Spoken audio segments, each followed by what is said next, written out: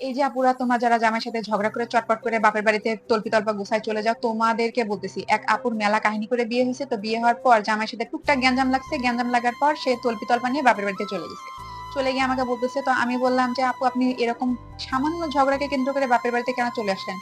বলতেছে যে আমাকে খাবারের খোটা দেয়। তো আমি বললাম যে আগে কি আন্টি আপনাকে খুব আদর করে খাওয়াইতো? ফলাফল কি হয়েছিল জানো? যেরকম ভাব দেখায় বাপের বাড়িতে চলে আসছিল, নিজের ভাব নিজেই কমায় আবার শ্বশুর বাড়িতে চলে গেছে।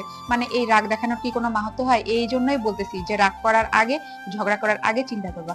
আমি তো ভাই জামাইয়ের লাগে গ্যাঞ্জাম লাগে ওর বিছানার উপর উঠে বলবো যে ভাই তুমি রুম থেকে বাইরে হও, কারণ তুমি বের না হইলে আমার মাথাটা ঠান্ডা হবে না। কিসের জামাইয়ের বাড়ি থেকে যায়? আমি কি প্রেম করে আসছি? আমারে বিয়ে করে সবাইকে সাক্ষী রেখে নিয়ে আসছে, আমি কি গার্লফ্রেন্ড লাগি যে জামাইয়ের বাড়ি থেকে যাব? কোনো যাওয়া যায় নাই, ঝগড়া হবে রুমের মধ্যে হবে, বাইরে কোনো কথা হবে না, ব্যাস।